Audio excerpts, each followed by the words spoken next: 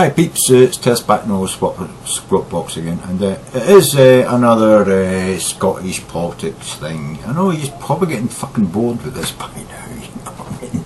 Yeah, fucking hell, how much Scottish politics can there be in the world? It's a tiny, tiny little fucking country in the middle of nowhere, or at the edge of nowhere, you know what I mean? How much politics can be going on that's exciting and worthwhile watching? Well, I don't give a fuck. I'm going to fucking burst it down your fucking throat till you fucking understand Scotland's a fucking nation on its own, right? We are a fucking nation. We're not just a fucking, a county or a fucking designated district of fucking United Kingdom or Britain. We're a fucking nation. We're a country full of people who believe that we are a nation and a country and should stand on our own fucking 2 feet. So, I bring you once again some more political fucking, interviews. And by the way, you should observe that in these videos I'm putting up, in the top left hand corner, you will see BBC. And I haven't actually put a lot of the BBC representatives' sort of answers and rather questions to the SNP political party members that have been shown on these videos. But listen to how this guy from the BBC, he's a Scottish guy, but he's from the BBC, and listen to how even-handed he is in his questions. And just imagine if, especially using America, is this the way that an even-handed, organisation asks questions? I mean, he is fucking trying to batter these people. You know what I mean? Well, the next one will show you that. He has nothing good to say. He's always saying, but what about this? What about that? And what about that? And this is going to be bad for you. That's going to be bad. You know what I mean? It's like there's no equality in the questions of this guy says this and what have you got to say. No, it's like well, they said this and how do you answer that question? You know what I mean? It's like he's really trying to put it over that the Scottish politicians are just liars and have got no way of making it through these difficult questions. You know what I mean?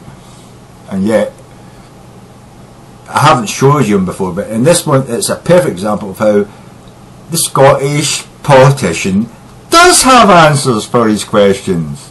You know what I mean? Anyway, Swansea.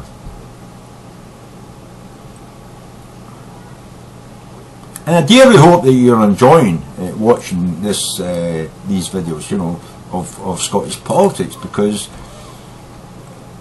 I mean, they're not the most important thing in the world. They're not even the most important thing to Scottish people, but they are a very important thing for Scottish people. And indeed, they could be a very important thing to the rest of the world, because if Scotland becomes an independent nation, it's another independent nation with which to make further economical deals with, which you may not have been able to make the best deal with the British or the European nations, you know what I mean? Because we will then be able to make deals which are good, not just for your country obviously, but for my nation, for Scotland, and we can also turn back the clock on some of the extremely bad economical reciprocation that we've got with some nations, you know what I mean? Some of the deals we've made with nations like America, Canada, the rest of the world, which were done by Westminster, and we think are fucktarded and shouldn't be the case. As in a lot of the tax breaks for the oil companies from, around the world, especially America, who drill oil in our waters, which the English government made fucktardedly on the side of those nations drilling oil in our fucking waters. So yeah, there might be a time when some of the bad deals that were made are made right. for the Scottish people. But anyway, let's listen to the Economic Minister for Scotland on the SNP side be berated and harangued by a BBC interviewer. Fucking BBC, fair and balanced, just like Fox News. Yeah. Well, let's get more reaction from Inverness now. We're joined by the Finance Secretary, John Swinney. Good afternoon, Mr. Swinney. Thanks very much for joining me, and very interesting debate there. In an independent Scotland, would you promise to maintain all of these benefits that have been spoken about there by the delegates? Yes, that's a fundamental part of the compact that we've made with the people of Scotland under devolution. It's part of the agenda of our government because we think it's important that government is clear with people about the entitlement that they will have from the services that we put in place. And that position would be no different in the government of an independent Scotland, where we make a bond with the people of our country and we stay true to that bond about the type of services that they will be entitled to and the way in which we would deliver those services. Well, in response to Mr Salmon's speech this afternoon, Labour have put out something saying that when it comes to free education, it's essentially robbing Peter to pay Paul, to paraphrase him. Free education means cuts to college places, free prescriptions means no access to cancer drugs, bus passes means routes are cut, and free care means that visits are reduced to 15 minutes only. Well, I think that sums up the generally pretty uncheerful approach of the Labour Party to any analysis of these issues. What the Scottish Government has put in place is a range of different measures that support the individuals in our society to live their lives in an effective and well-supported fashion. If you take concessionary bus travel, for example, the Labour Party couldn't even bring themselves to support it in Parliament the other day there. What concessionary travel does is give social mobility to elderly people within our society, enabling them to keep active, to get out and about, to visit friends, to go out to different parts of our country, and to maintain a level of social mobility that would not be the case if they were having to pay for all of that bus travel. It's beneficial for individuals and their well-being as just one particular example. So what the SNP government has done is put in place, in a sustained and sustainable way through our budget choices, the type of services that can be provided by the Scottish Government, and we are determined to make sure that that approach is sustained not just under our term of government under devolution, but that we take that forward as part of the values of an independent country, where people have a clear understanding of the benefits they will have from that society.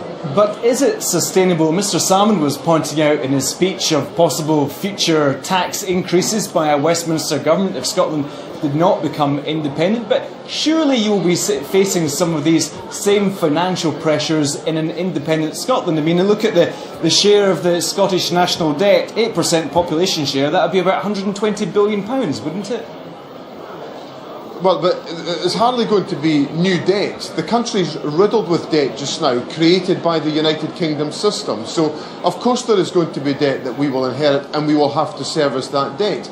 But the most important point in all of this is that we've demonstrated that we are able to take a sustainable approach to our public services and our public finances. And the big question that people in Scotland face is whether we want to be locked into a perpetual no-growth agenda where growth is strangled by UK governments, or whether we want to try to expand our economy, generate more employment, ensure there is more tax generated as a consequence of all of that, that we can invest into the provision of public services.